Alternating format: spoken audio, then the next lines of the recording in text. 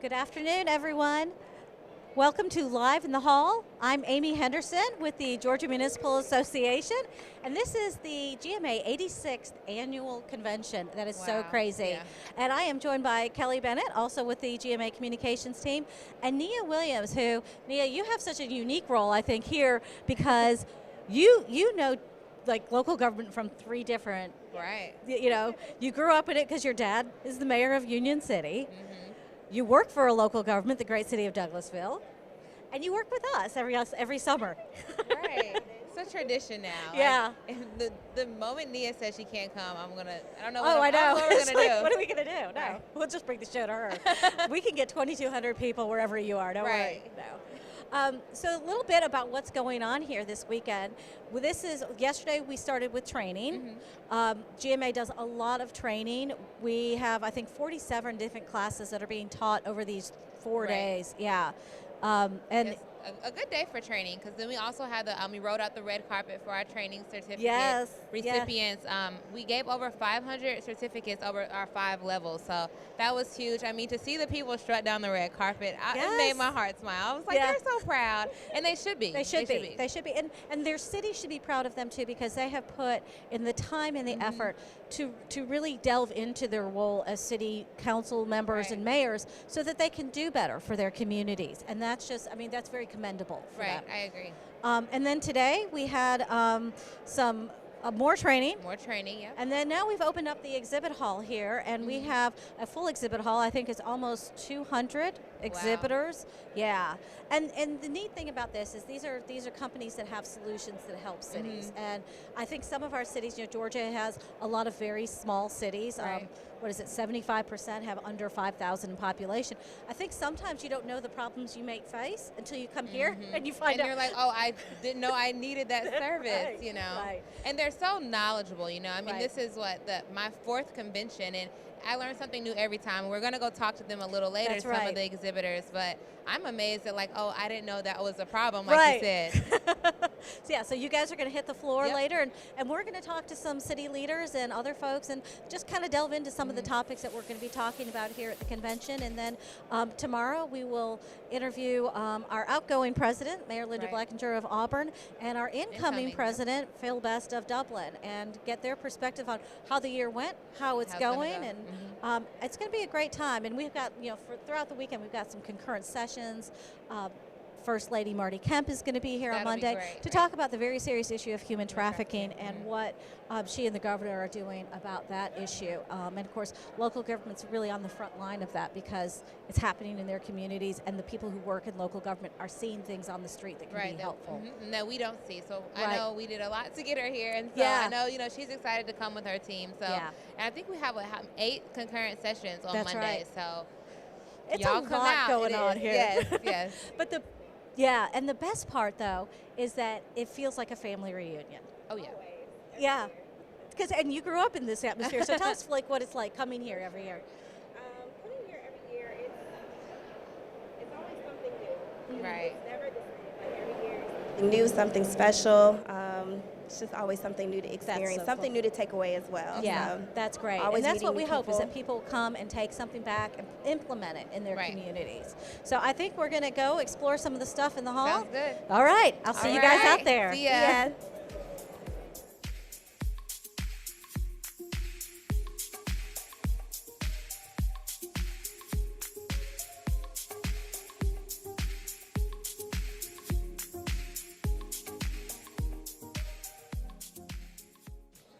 And welcome back to Live in the Hall at the GMA Annual Convention, our 86th Annual Convention. Been doing this for a number of years now, I guess. I'm Amy Henderson, and I am joined by Ocilla Mayor Matt Seal, who is also the host of one of my favorite podcasts and one that GMA is proud to sponsor, the Small Town Podcast. Tell us, and this is your second season, you're now in second season, so give a little overview of what Small Town's about. Well, Small Town Podcast, out to do is to really just shine the light and kind of highlight some small towns that are very often overshadowed by all the excitement of bigger cities.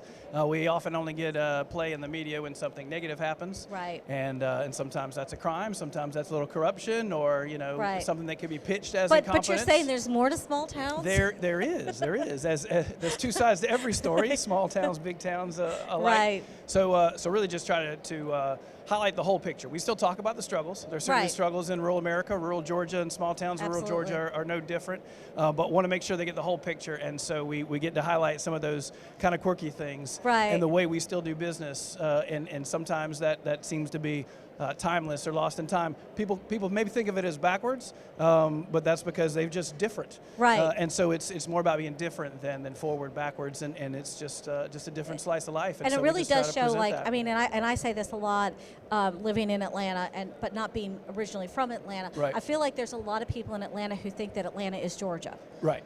That have either moved there from somewhere else or they've grown up there, and they don't know what else is out there in the state. And I came to Georgia through Bainbridge, so I'm very familiar with the other Georgia. Where directions start with go where Bob used to live. Right, where the Western Auto used to be. I'm waiting for Google to come up with the application on the maps for rural Georgia that shows where the things that used to be. Yeah.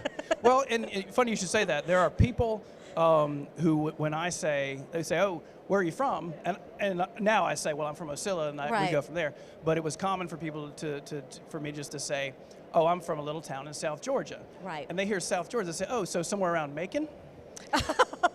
That's Middle Georgia, right? And there's some great small towns there. Still more. But that just goes to your point that a lot of people, there's Atlanta, and anybody from not Georgia, and some people from Georgia, just think that's it. And if you go just outside of Atlanta, that's the whole rest of the state. And so I'm trying to share the stories of so many communities that are, there's plenty of similarities in the way we do business and the way the quality of life is and the laid back feel and the way we do things. But there's so many differences and so many really great stories that you have to go there to get that story. And really see it and talk to them. So and you talk to the leadership there and sometimes the local businesses and really kind of delve into some of those struggles. So tell me how season 2 differs from season 1. There's a lot more. I was able to kind of coordinate things. In the first season, I was just going and finding people that I already knew. Right. I knew would be good storytellers, and so most of it was folks I knew and kind of my network. And as my network has expanded, as the podcast, his audience has grown, there's a lot more people interested in talking about different angles. So it's very common for episodes in season 2 to still have a main interview with a local official, often a mayor. But then we'll have a second interview with someone in economic development, the chamber director, someone with the Main Street program or the business association, and it gives a little more of the story. We go a little more in depth on that one thing. So you get a better, I guess, more of a feel for what's going on in that community. And a lot of times because I really sought to find people who had a lot of experience. The most recent episode was part 1 of 2, Mayor Billy Trapnell, who's no longer serving as mayor, but he was the mayor for 24 years in Metter, Georgia. Great service. He had great things to talk about, some great achievements, and he was humble, so he wasn't even bragging. He was just telling, hey, here's what we did. And oh, by the way, I happened to be the mayor when it happened. But really, obviously, he was a huge catalyst for those things. But then there's also a shorter interview with Mandy Cody, who's their current city manager, has only been there for about 1.5 to 2 years. Oh, wow. And so some of the things that small town is doing now that will take them into the future. So I was able to kind of dig in a little more and show some different perspectives, and that was something that's kind of developed more in this season from last. So do you feel like there's some commonalities among small towns that, just like every small town has this? Because I have one. And I'll tell you what. Go ahead. You tell yours. Mine is the little old men who meet at the Hardee's or the barbecue. I mean, there's some place they meet. If you're lucky, it's the Greasy Spoon that's the mom and pop right there in that town instead of a chain. Yes, exactly. Or the hardware store. In Ocilla. The Table of Knowledge is what they call themselves. Oh, that's and they're there for breakfast and also for lunch. If you want to know anything. If you want to know, they'll tell you with authority. Yes. Oh, absolutely. It may not be true, but it's with authority. It's all with authority. I tell you, the interesting thing, I think I expected to see a lot of the similarities, and they're certainly there. The way council meetings are held, the way we do business, the way things are kind of just done informally as opposed to going by the book. Right. Is more practical as opposed to having to dot I's and cross T's, which is still important and increasingly so. But what I was, I think, pleasantly surprised by is finding so many more differences between how, and some of the stuff's like how cities are set up by their charter. Right. Just the things form that, of governance alone can I'm be. nerdy, so like me and Rishi Patel just sit down and we can talk about that for hours. It's like if you want a primer on local government in Georgia, that is the episode to listen to. But the different types of projects and the things people are focused on, for some it's housing, and that is the most important thing. Huge. For some, obviously everyone's economic development, but how they go about that and what they choose to focus on. So there's a lot of differences. Yeah, and I think it's interesting that there's really good leadership at the local level in these small towns. That's where it has to be, and a lot of the problems can be solved, at least in part, by firm leadership, people having the political will to do things, even if they're going to be a little uncomfortable. And I'm finding a lot of the people I'm talking to had that, and the reason that there's something really good going on in their town that started 10 years ago or 15 years ago or now is because of that leadership going on. And we can always use more of it, but I'm definitely able to profile that it exists now.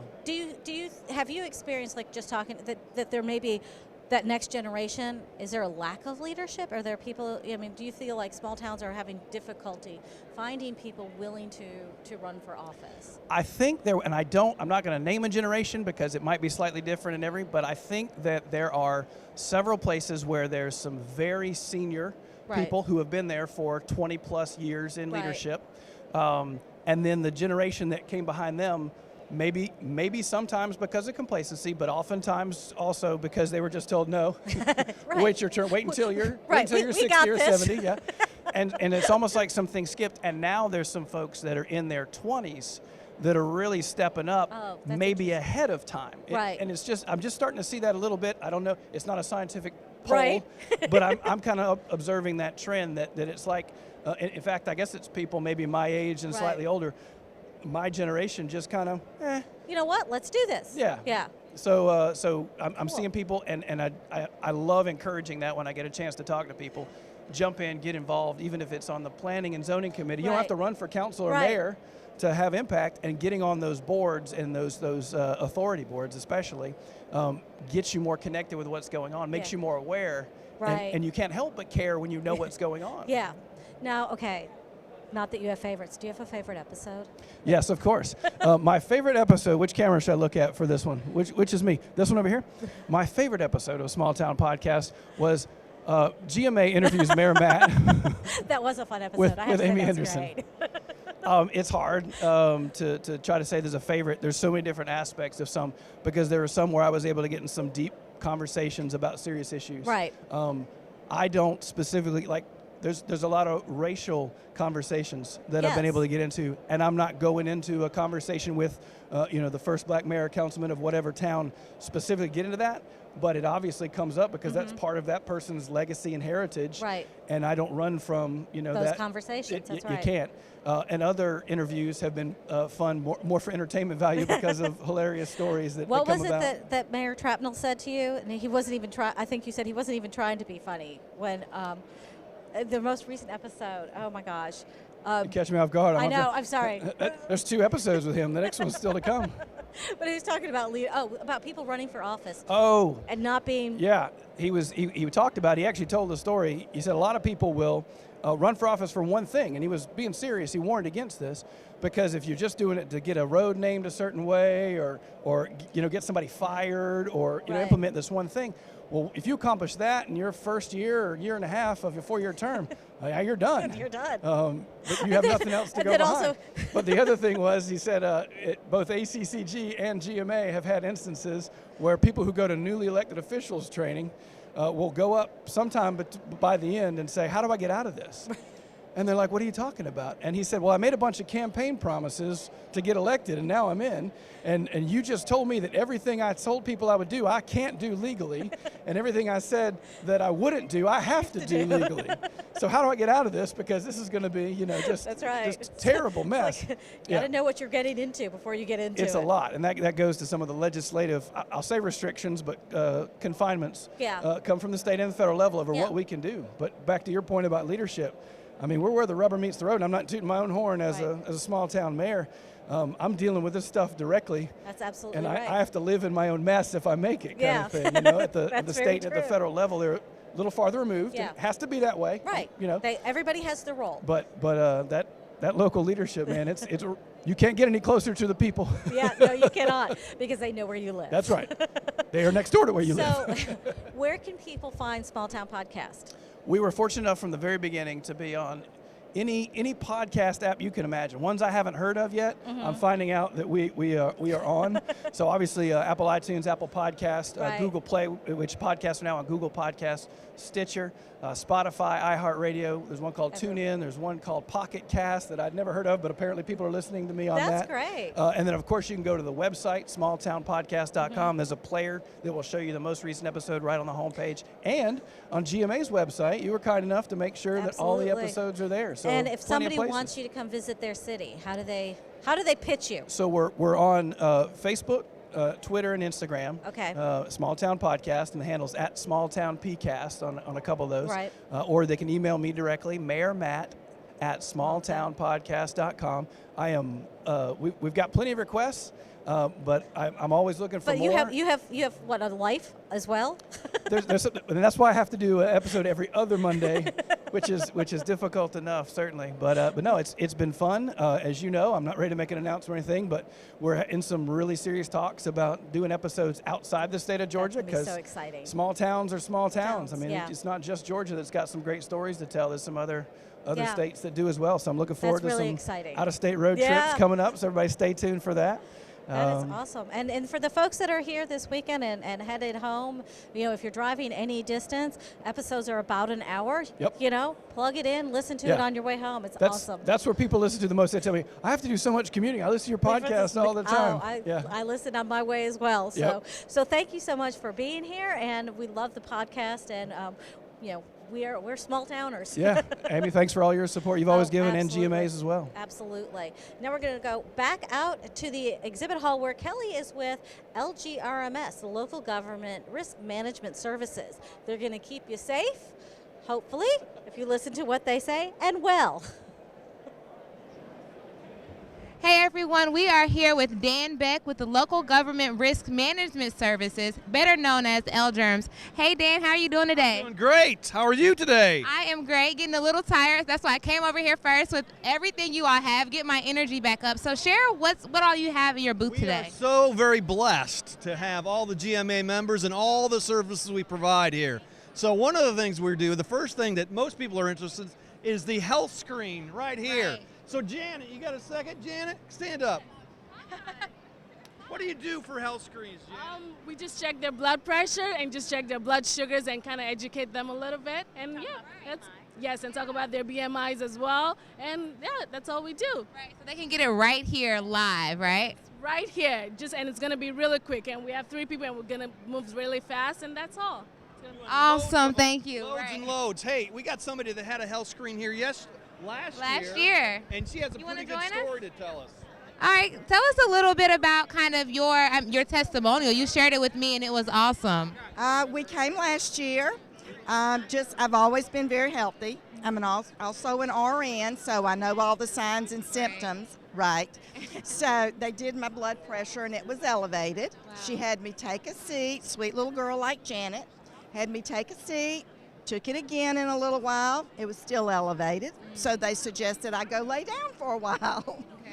Came back, it was still elevated, so they were very concerned and said, you really need to go on home and go to your doctor. Wow. So I did. I ended up 2 days later having a heart stent, so I really feel like this saved my life. Wow, so thank you so much for sharing that. That is awesome. And when I heard it, I was like, we have to get this on camera. So that is it's pretty life-changing. Right. Yeah. So thank y'all for doing that. Yes, I'm so happy and glad that you're back here and healthy, looking great. Yeah. So LGRMS is literally saving lives. So I'm gonna bring Dan back over and just tell us what else you had. That was awesome. Oh, that's a great awesome. story. And we are blessed to be able to save lives and livelihoods of our members. All right. Come on over here. These ladies are in line for our massage. Oh, wow. So we are doing massages. Are y'all excited? We don't want to interrupt anybody's privacy, but there's one of our masseuses right here. Come on in here. Take a peek. Okay. So we got here. Right there's one of the masseuses. Can you? Yeah, there you go. you go. Awesome. So you get your screening, you come and get your massage. Everything's free. It's all about serving our membership. Right. And then what do we have over here? Are you going to bust some moves? Come on over here. Are we going to dance? Hey, Candace. Can you guys do a little dance for us? You want to dance? Let's dance. Come on. All right. I think we're going to bring Nia. Who else going to dance? Y'all want to dance while we wait? No. Okay. All right. I'm going to put this down here. Okay. Let's see. So people can come over and dance with you, right? Yes, so you're the dancing queen. This dance, yeah. We want to express that keeping people active is going to build people's health. So that's what this is about, getting people active. Okay, okay. Dance is a fun way to be active. Dance All right, is a fun I'm way to ready. be active. Y'all ready? All right, so we're going to pick a song. Okay. All right, y'all want to do YMCA? Sure. Want to do the YMCA? Okay, we'll do the YMCA. Y'all, I hope I do not embarrass myself. All right. I only have rhythm at nighttime, and it's still during the day. So, girl, I'm a little, let's see. Give me beginner. Okay, here we go.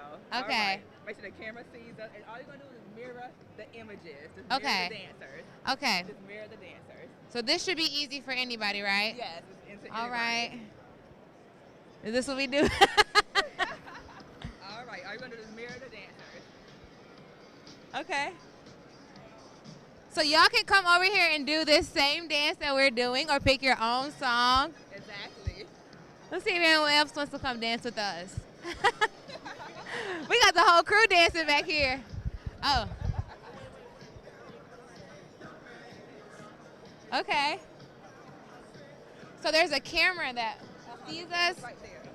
Yes. Okay.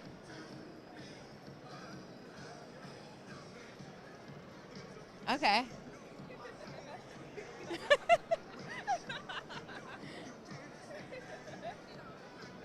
I just want to get to the chorus, All right? right, it's coming. It's coming. All right.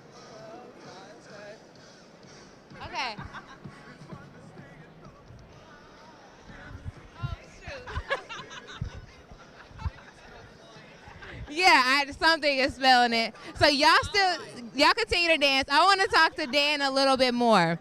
So I could clearly dance, like do this all day, but I also want to know, like we know what you all have here. What are some other reasons why cities need to come over and contact you for a longer connection? Well, again, we are attempting to reduce risk within our members on both from health promotions, workers' compensation, and property and liability insurance. So we have a lot of different training programs. We'll come out and provide evaluations of your facilities, of your employees. We'll help you develop action plans to reduce those risks. And one of the key elements of that is training. If you come on over here, I'll show you one of our biggest things we use for training. Oh, we have another thing that folks can do. So hey there. This is, come on in. Nope, can't go over there. Okay. Uh-oh. So we can't go in there, but it's a simulator, right? That's a driving simulator. So over almost 50% of our workers' compensation, property and liability, insurance costs is related to driving incidents. And we try to reduce those specifically within public safety. So police and fire, there's a lot of different issues there. And by using these simulators, we're teaching them defensive driving skills to be able to reduce those particular claims. Wow.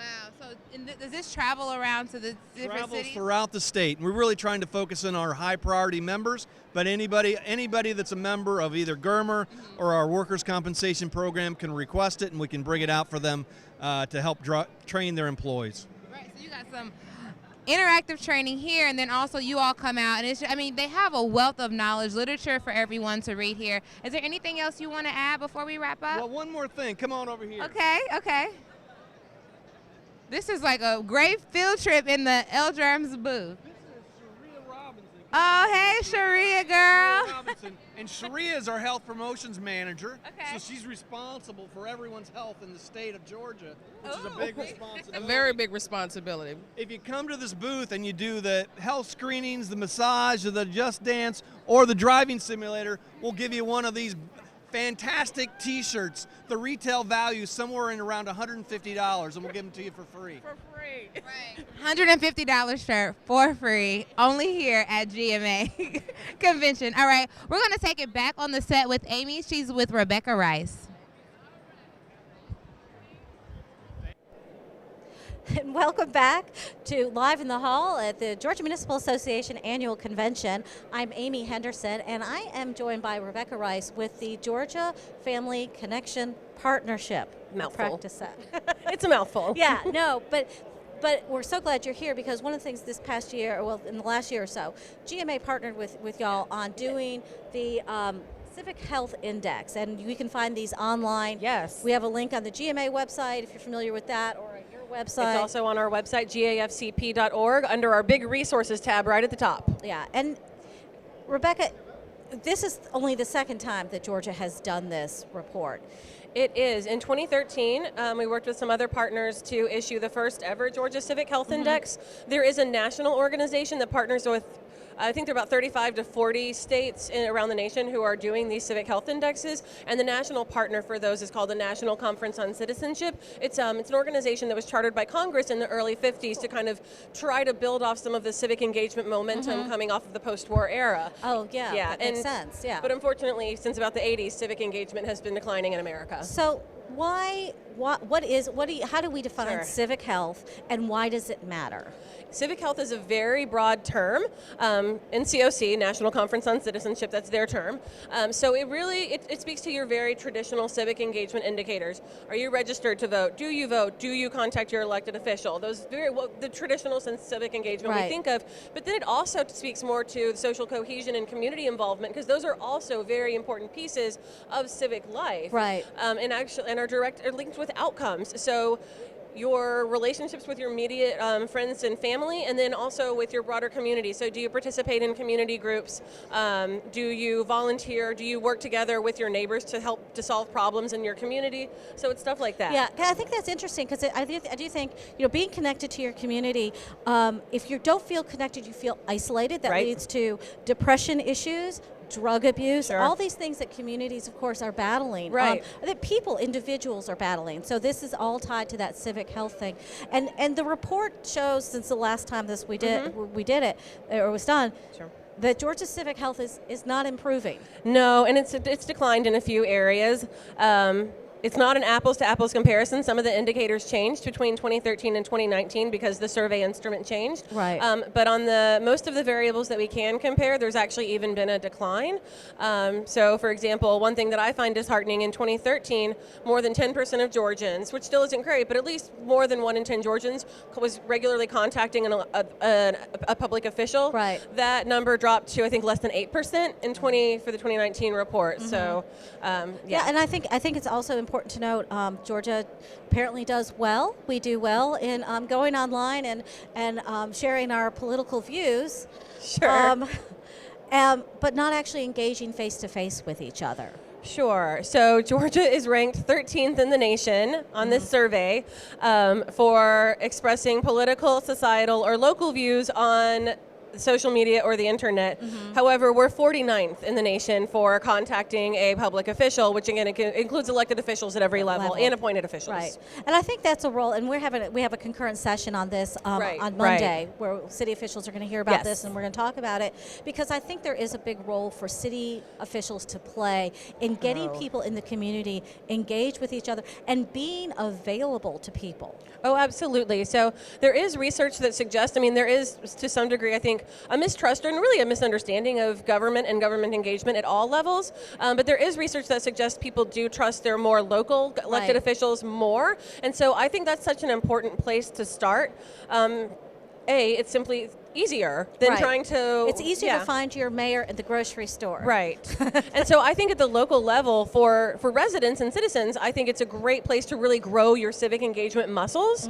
And then I think also there's a role on the side of the elected official to play in bringing people together and discouraging isolation. Right. And I think that's, again, city officials have such a great ability to do this. The area, the landmass is smaller. Right. The population is more concentrated. And there's just more opportunities to do that. Absolutely. So it's funny, we were presenting these data to a group of mayors a few weeks ago, and one mayor actually said when he saw the statistic that Georgia, again, 13th in expressing political views online, but 49th in contacting public officials, he actually said, well, I've decided that social media is not going away, that train has left the station. Right. So he's like, I've started to use it as an opportunity. When I see someone say something pretty negative about me personally, or about me and one of my policies, I actually reach out to them directly and privately through whatever medium it is, and ask them to come to lunch with me so I can find out how my policy or procedure or proposition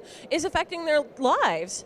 So I can get a richer understanding of how things are affecting the community. And I thought that was such a great response that instead of just dismissing the power of social media outright, use that as a place to meet people, and then take advantage of that to build actual interaction with your elected officials. Right. I think another interesting finding, at least to me, was the again that Georgians are giving more money. That we're higher up above the national average in giving money to political organizations or parties or whatever, or causes, and below the national average in giving money to charitable causes. Yeah, so Georgia, I believe, is 47th in the nation for giving to charitable or religious causes, and that threshold is, have you given $25 or more in the last 12 months? So it's a fairly low threshold we're talking about here. So that's definitely been disheartening. Our low rates of volunteering and our low rates of charitable giving have really kind of challenged, even for me as a native Georgian, born and raised here, obviously a resident now, really kind of challenged ideas of how we think about each other, or think about ourselves as Georgians. So and how we're looking after each other. And one thing that really troubles me about some of those statistics is that obviously charitable giving is linked to a lot of social cohesion and social capital, but volunteering is extremely highly linked to workforce development and job opportunities. A person with less than a high school diploma has a 55% higher chance of finding permanent employment if they volunteer regularly than if they don't. And because it builds a network. If you you become a known commodity. So a lot of what we found about civic engagement and civic education is that it can confer a compensation effect if you say, again, don't have a high level of education or don't already have a high income. So there are really some very important things that in your very daily concrete life that are affected by civic participation. I'm going to come to the defense of the millennials right now. Thank you. Yes, you're welcome. The report shows that millennials are more likely to take care of, provide money or resources to their friends and family. So if you have a millennial in your family, hey girl, my daughter, look at mommy. You're going to be more likely to be taken care of than any other generation taking care of you. Right. So millennials take care of their friends and family. They provide food, housing, money, and just general assistance to their friends and extended family at higher rates than both the state average and even higher than the national average. So Georgia millennials are stepping up for their friends and family. Yeah. they really are the torchbearers for the shared economy. They really are. I mean, but it's reflected in the data, which I love when things that we kind of know to be true are reflected in the data, and then we can say, see, it's really happening. It's right here. So I'm a millennial. I'm an old millennial, but I'm still, I'm ready for the defense of millennials. There you go. So what are some of the other things that, that are important to highlight from the report as far as like education and all of that? So what we see is that overall, for almost every single indicator of civic health, again, there are 21 in there. For 17 of the 21, Georgia's below average. But when we actually do see higher rates of civic participation among Georgians, it's almost always among people who make $75,000 per year or more and have at least a bachelor's degree, if not more. But when you look at Georgia's demographic data, our median income is well below $75,000 a year. And so what that tells me is that there are certain groups that are participating over and over and over again. But that it's not reflective of necessarily all of Georgia. It's not reflective of our communities. And then there are a lot of people who are missing out on the benefits of participation. Yeah. What can we do individually, do you think? I know we're going to encourage our cities to do what they can to bring folks together, but what can individuals do? Get to know your neighbor. Speak to my neighbor? I know, right? If you are in a position, either at an organization or a school or something, to offer volunteer opportunities, make sure that your volunteer opportunities, because again, volunteerism is a hugely important component of civic health. Make sure your volunteer opportunities are available to people with all kinds of schedules, with all different income levels. So a lot of times we find that volunteer opportunities, again, volunteerism connected with jobs, is not necessarily, those opportunities are not accessible to people who say do shift work. Right. So our entire medical field. Right. People who are in the retail industry and service industry. A lot of times those opportunities are tailored around the kids who don't have to get summer or after school jobs. So make sure that when you give volunteer opportunities, that you're thinking about everyone in your community. And I can see transportation being an issue. Oh, for sure. With, how do people get to wherever the volunteerism is happening? Well, and generally speaking, there's another national study that has shown the longer a commute for any given community, the lower their level of civic participation. Right. So transportation barriers, in cities, they have a very strong impact, and they have a different but all equally strong impact at the rural area as well. And I think we do see higher levels of immediate social cohesion, so friends and family and neighbors at the rural level. And I think some of it could be because it may be hard to do some of those. They may not participate in community groups, but they will talk to their friends and family because, again, I think there's probably less geographic proximity to a lot of group opportunities. Right, right. Well, this is all really good information, and I really want us, in the next time we do this, 2 years from now? I did not intend to wait 6 years between reports. So if you're on board, I'm on board for issuing it again in 2 years. I want us to do better. I think I do too. I'm not a native to Georgia, but I love Georgians. I've been here for 30 years. I know we can do better. I know we can. I've lived all over this state, and I agree. And I think the people here are just amazing, and they, would give you the shirt off their back, and we just need to come out as a community and really show that. And I forgot one more, plug is that we've been working with the State Bar Association on iCivics, and just generally speaking, I think there's a need for both, not just among youth, but for adults as well, to get stronger civics education so there's an understanding of how to participate and why it's so important. Right. So that's one of the ways we improve these numbers. Yeah, and I think that's a really good point. When we were just talking before we came on about the educational thing that, in the schools, they learn about the federal government. Then they learn about the state government. Yeah, a little state government. Very rarely are they learning about the local government. And that's where they're going to be touched most by government their entire lives is at that local level. And not understanding, every branch, every level has its own role and responsibilities. Absolutely. And not understanding that. And that's why I love iCivics, because it can help you learn from the most local level. Here is, if I am a city manager, what are my daily responsibilities? If I want to get a park made in my neighborhood, or if I want to get my trash picked up on a different schedule. Right. It's that all the way how to be the president of the United States, or how the Supreme Court and three branches of government work. So it spans every single level of government. But again, that local role is so important. And again, it's it's a crucial place to start. Yeah. Well, we're going to do better. I promise. Please.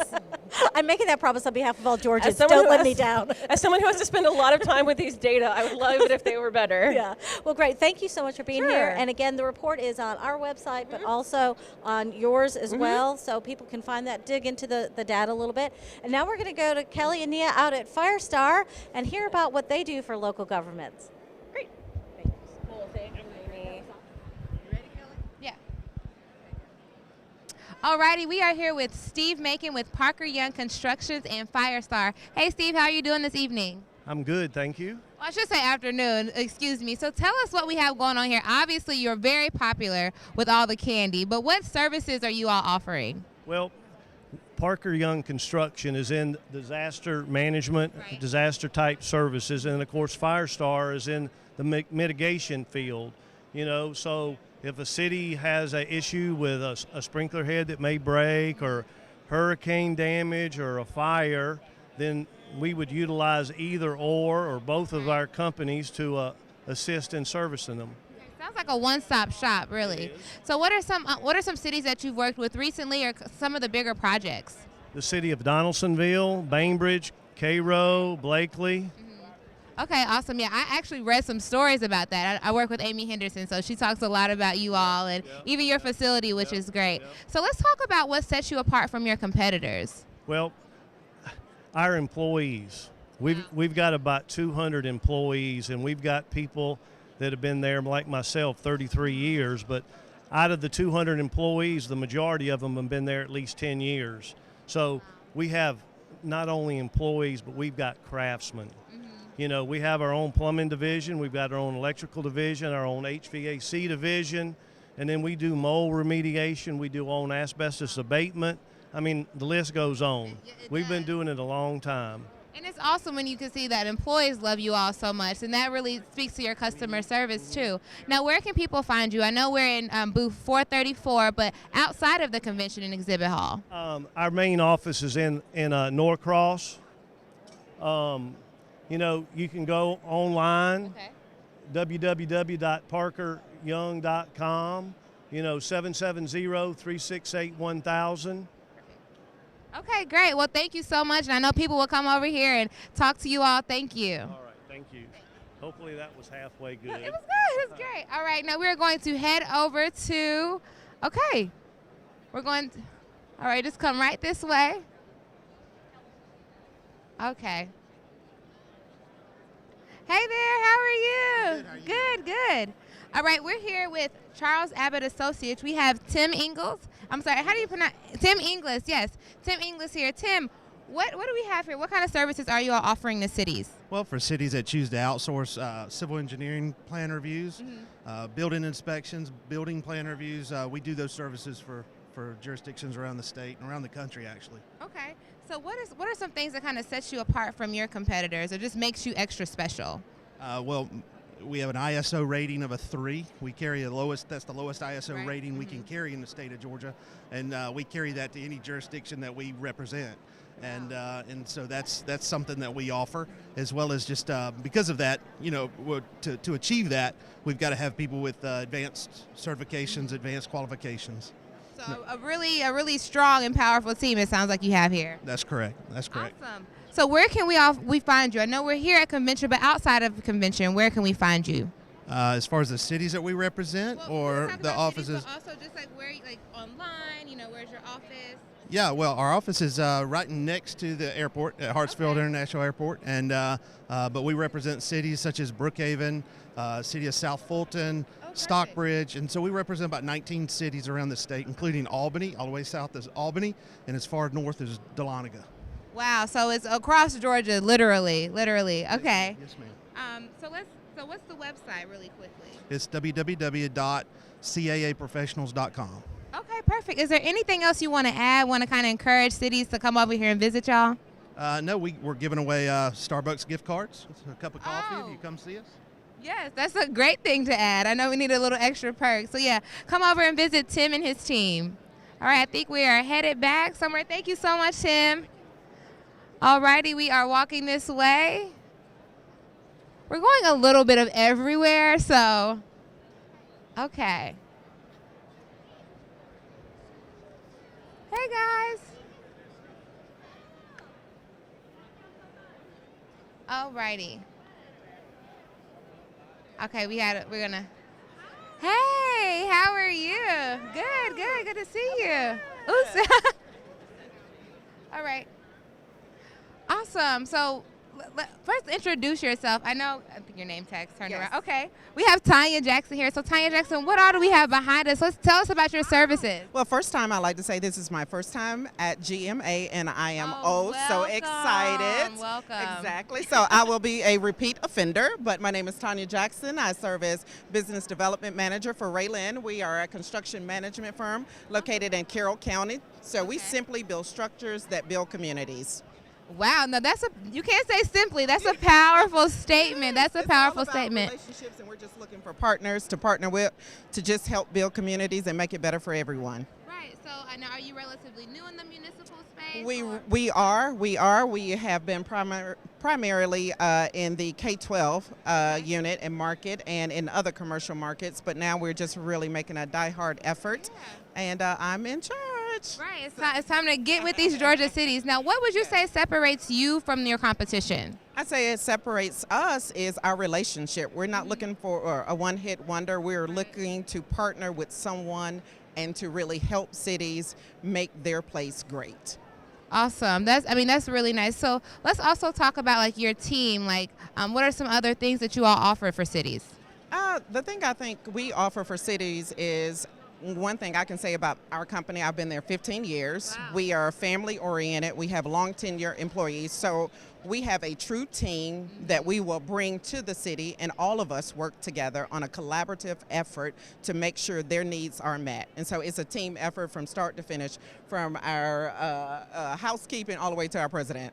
Well, now that's awesome. And I mean, one thing you will learn about Georgia City is that we are a big family. So welcome to your first time, busting your convention bubble. We are here at 337, y'all. Come over here and check her out. She's already a lot of energy, so you're going to have a great time. Yes. Thank you so much. We're going to go back on set with Amy to close out the show. And welcome back to GMA's Live from the Hall at the Georgia Municipal Association's 86th Annual Convention. And one of the themes in the earlier interviews has been kind of the youth and people being involved and engaged in government and being in civic life. And we are now joined by Justin Wright, who is a council member for the last 2 years. That's correct. Of Centerville. And I'm going to guess that you may be, say, younger than me. I don't think so. Amy is only 26. I'm not what are you that talking question. about? I'm not touching that. Of course not. Smart man. Very smart man. So you got involved 2 years ago. What was it? Tell us a little bit about your background that made you... Well, I've lived in Centerville for 6 years now, but I grew up in the area. I grew up a little outside of Centerville, so I know the area really well, and I pastor a church. That's how I got involved. Oh, wow. Just began to look for ways to serve the community, and my weird government story is that the other way I got involved is I'm a singer and a guitar player, and I was playing in a blues band. Cool. And we were starting these Food Truck Friday events, and so I called the city and ended up talking to our economic development director, who I work with all the time now, and said, hey, you guys ever thought about having live music? And they said, we want to, we're just getting started. We don't really have any budget for it. And I said, well, I've got a band, we'll do it for free. And we did 5 of them that summer, and did a bunch of them the next summer. And while I was watching this park project kind of get started, I'm looking at it and going, we have pretty good leadership in Centerville still, but I'm the youngest person on our council by probably about 15, 20 years, and I'm going, we need an additional perspective, because it is people that are my age in large numbers that are coming to this park. Right, and exactly. so we just need at least one person up there who's saying close, but let's talk about it. And so that's been really great to be able to get involved. So the park is the biggest project. The kids aren't on the Facebook. Right. Yeah, exactly. No longer a MySpace strategy needed. It has taken us the full 18 months, almost 2 years of me being there. We just started really moving earth on the park, and it's called Center Park. It's just down the street from City Hall. That is a great name for a park in Centerville. We're really excited about it. We have the new slogan in the city of Centerville that we're saying, well, you want to live in the center. So you can live in the center, you can work in the center, you can play in the center, you can go to the park in the center. So it's great, and it's really developing. We're such a small city. In between Warner Robins and Macon. So the good thing for us is that because we're so small, we can focus a little bit more on these quality of life issues. Right. So we're going to make Centerville to be the place to live and to work and to play. And we're so centrally located. We're right off 475. We're right off 16. So if you want to live in Centerville, you can be in Macon, you can be in Perry, you can be in Columbus, you can be in Savannah, so many of these other great cities. And we're really just hoping to be a hub for Middle Georgia. What do you think are some of the things that are important to the younger generation? When you're talking about bringing that perspective, what are some of the things that you're saying are important? Well, I think more and more you're seeing people that want to be able to stay local. You know, I grew up in Macon, Georgia, and they have a great downtown scene, and we're watching people leaving Centerville every weekend to drive to Macon, to go to parks and to walk around and to go to restaurants and to go to bars, and we want to keep that here in Centerville. Nothing wrong with Macon, but we'd rather keep those folks here, and so we're trying to provide that for them. And the park is the first step. Our Food Truck Fridays have been the largest and most diverse crowds we've seen in this last summer, and they're growing. We have an economic development director named Kate Hogan who's doing a great job, and we look forward to seeing those. We're doing farmers markets. We had cat Pilates at City Hall. Wait. Let's talk about this. You cannot just breeze by we had cat Pilates at City Hall. What is cat Pilates? I don't know. I wasn't there. I'm not a cat Pilates guy. So is it like goat yoga? We also had goat yoga, so we're right in there with it. Goat yoga was one of our best attended events in the park. I bet. So that's so cool. We're moving dirt in the park now, so a lot of those events that were happening in the park are happening in the City Hall parking lot, which is just down the street. But by this time next year, we'll have a restroom pavilion. We'll have a open pavilion. That was a cool story. That was done in partnership with our senior citizen group. They donated a big chunk of money for us to be able to do that and do it quickly.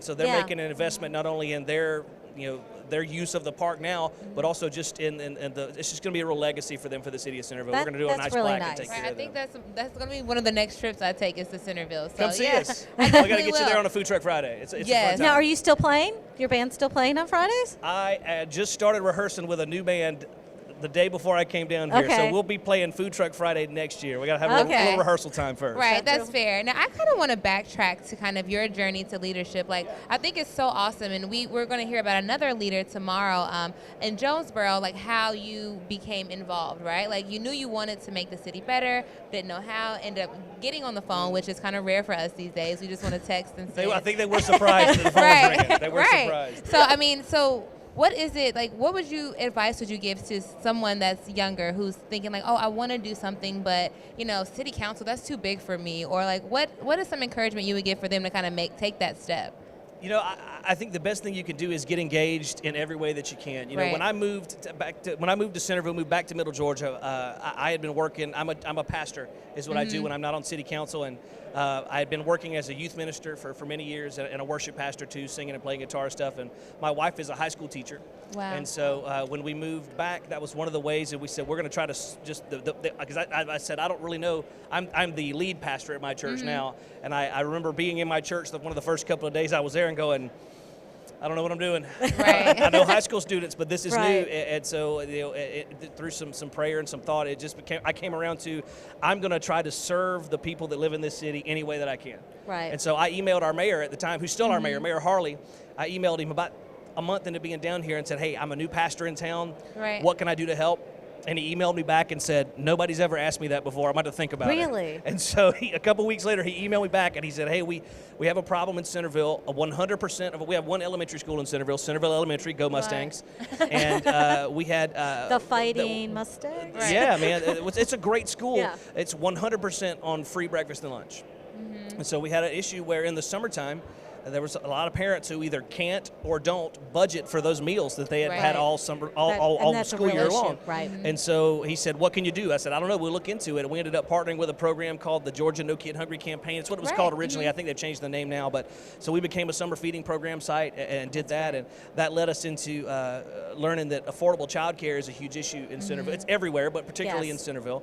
And so one of the ways that we tried to help with that is it actually just got over 2 weeks ago. But we host an event. This was our 5th year doing it. It's called Mega Sports Camp. And it's a little bit like a lot of churches do day camps or VBS. The difference is ours runs 8:30 to 5:30, Monday through Friday. So it covers the people who are working. If you got to work, you can get a whole day of childcare for a week. And we do breakfast and lunch. They get a T-shirt. They get a soccer ball or football, whatever sport they're playing, and they get to come all week. And we charge, if you walk up the last day, like no early bird pricing, the most expensive thing you'll pay, it would be if you're doing cheerleading, because cheerleading is just more expensive. Right. Pom-poms are the most expensive thing I buy with that, but the most, I didn't know. The most you'll pay is $40, and that's for the week. For the whole week. And we average around 120 kids at that every year, and it's been a big event. People tell you to think about your organization. What would people miss if you were gone? And for us, it's probably Mega Sports Camp, and so that's just one of those ways where it's another. That's been my thing all along. How can I serve my community? Right. And I think that if we continue to have that focus, I was going to say, have there been anything, like, since you've been on the council that kind of surprised you about city government? I was a big fan of the show Parks and Rec before I got on city government. Oh my gosh, Amy has a new best friend. But I can't watch it anymore. It's too accurate. It's too real. It's like, wait, it was a documentary. It's a little bit. I'm a little triggered by watching it, but I think that the biggest thing is, and it's not just, I've seen this in church leadership, and I've seen it in now city leadership and in state and all these other things, and that there's a difference between people who want to lead and people who want to be in charge. And I don't need to be in charge. I'm in charge of plenty. I want to lead and I want to serve. Right. And so that's kind of my. Sometimes leading means pushing. Right. Exactly. So those things that balance between I don't want to be in charge. I want to lead, and I don't want to boss. I want to serve. Right. Those are kind of the harbor lights that keep me on track as I'm pursuing. That's awesome. Wow. Leadership. So that's me. So what would you say to encourage somebody else to run for office? I mean, do you feel? Man, get involved. I was actually speaking to somebody who's thinking about running in another municipality today, and you can tell they're wanting to run because they're unhappy about some things. And I said, if you run because you're mad, you're going to be disappointed. Because you're going to get into office and find out, well, some of those things that you say, well, why don't they just do this? And you're going to find out, well, because there's 6 laws that say you can't do that. Right. I really came into office and said, hey, we want to work on. I want to work on this park. This park needs to happen. And they said, hey, that's great. We've got 6 police officers right now, and we got to figure out how to fix that first. And so for my first year, we said, okay. So we had to do a pay study with the regional commission. We had to have a budget committee. So we ended up increasing our pay, and now our police department is fantastic. Right. And now we've finally been able. Like I said, we're moving dirt on the park last week. Right. I've been trying to find time to work on it for 2 years, and so it's like you got to take care of some of that nuts and bolts. There's some fires you got to put out sometimes. Fun things. And so that's what I told that person today was run because you want to serve, not because you're mad or you'll be disappointed. Right. And get involved before you see people lighting their torches. We've all had those times where people show up at events angry and you go, hey, look, we've been talking about this for 8 weeks, and if you're just hearing about it tonight, I'm so sorry. And there's lots of ways for people to get involved before they run for office. There's authorities and commissions and committees and just even coming to a city hall meeting, like coming to city hall and going to council meetings or calling one of us. You know, all of our phone numbers are on the website. All of our emails are on the website. I've never refused to meet with anybody.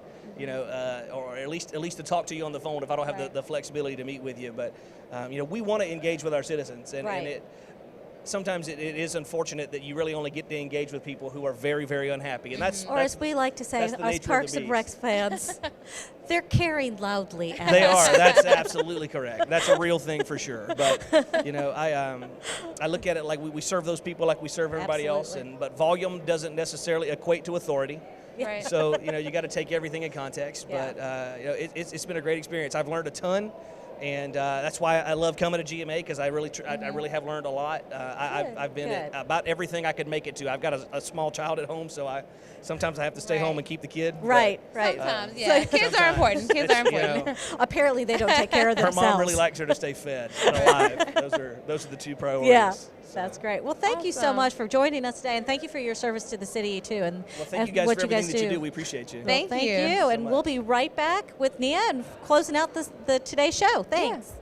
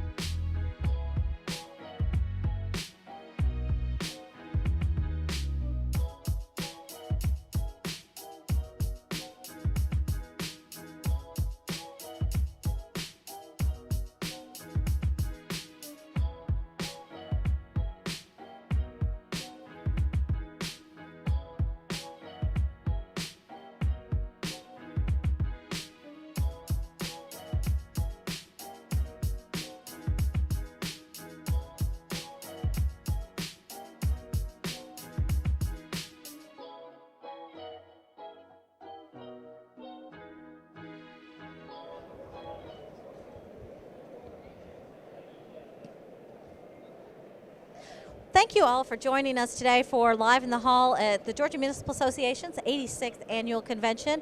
It has been so much fun. You guys taking us out on the exhibit floor and introducing us to some really cool vendors. Met some new people, partied it up at Elgerm. So I have to go back over there.